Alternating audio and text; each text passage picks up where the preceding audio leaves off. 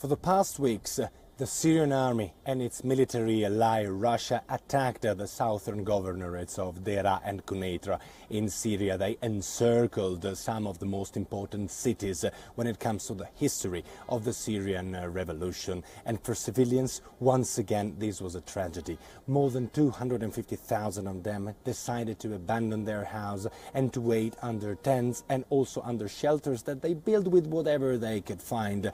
And this area is located on the border with Jordan and on the border with Israel, and neither Jordan nor Israel, citing security reasons, decided to open the border for civilians.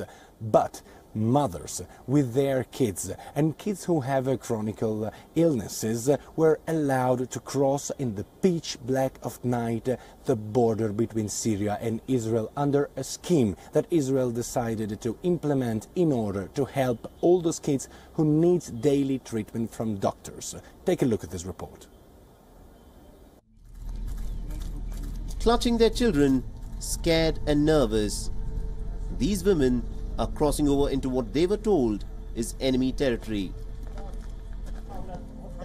In the dead of the night, Syrian women with their little ones in tow cross over into Israel under the watchful gaze of the Israeli soldiers. These women have stepped across a tense Golan Heights border to ensure that their children get the required medical help.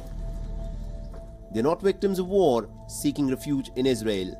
They are patients with chronic health issues.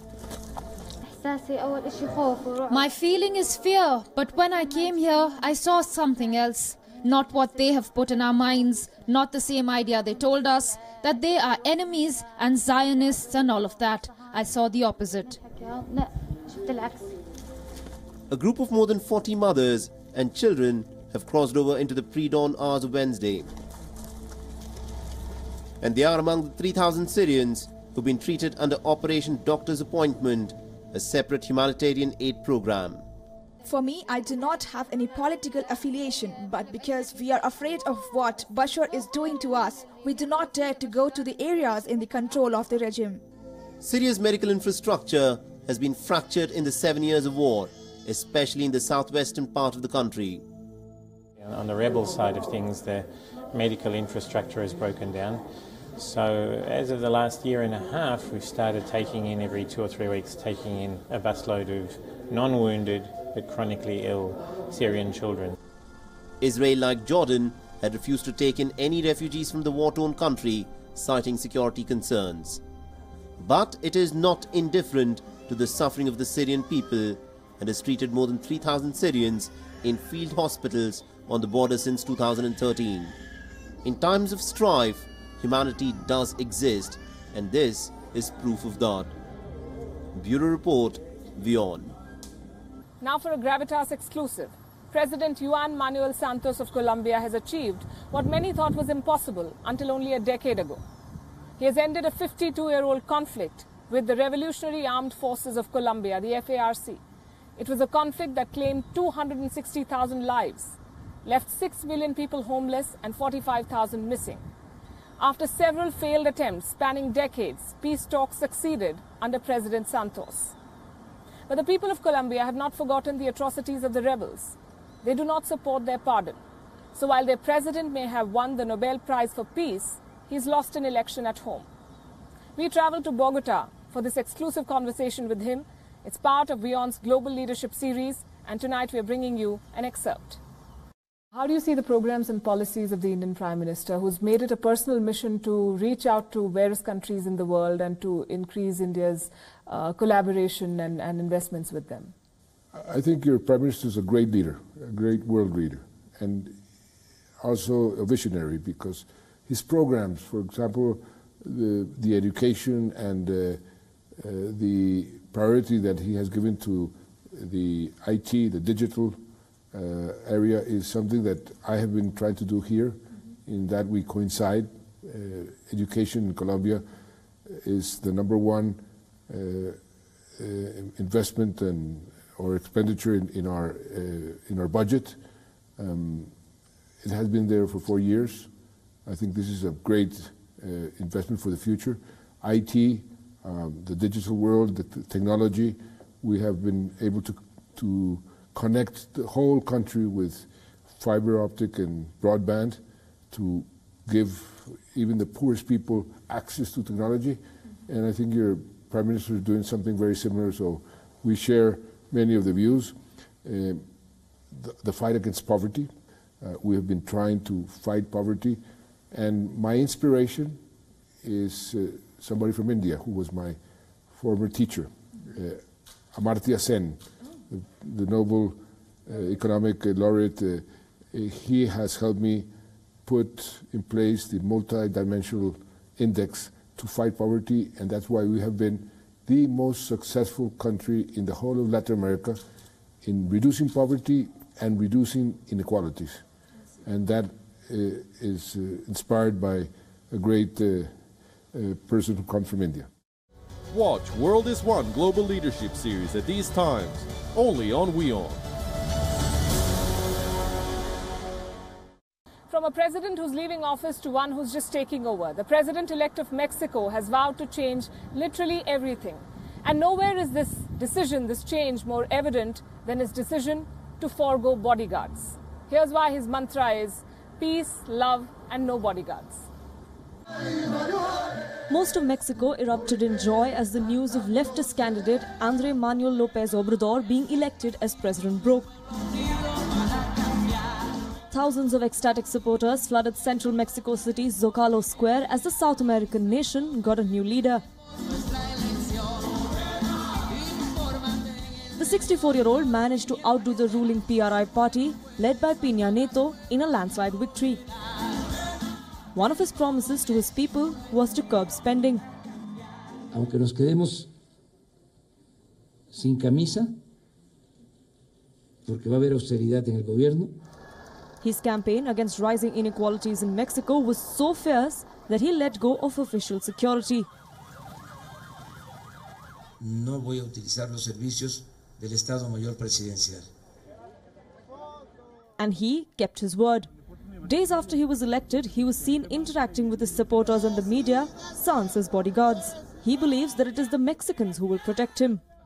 Eso significa que los ciudadanos me van a cuidar, me van a proteger, y que los medios de comunicación que siempre van a estar cerca de nosotros. But not everyone is convinced. Security analysts have raised a red flag.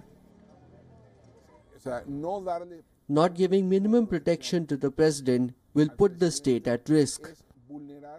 This goes far beyond guaranteeing the physical security of the president and his family. And if he doesn't want the presidential staff to do it, someone else will have to.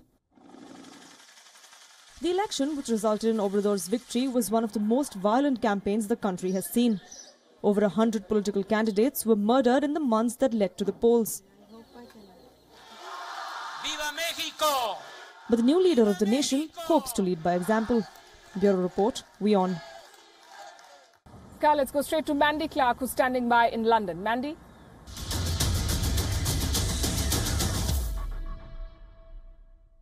Thanks, Palki. At a NATO summit, the U.S. president launched a scathing attack on his NATO counterparts, particularly Germany. But that's not the only reason to be concerned. Attempts by the White House to move closer to Russia has sparked fresh concerns. A sign of unity.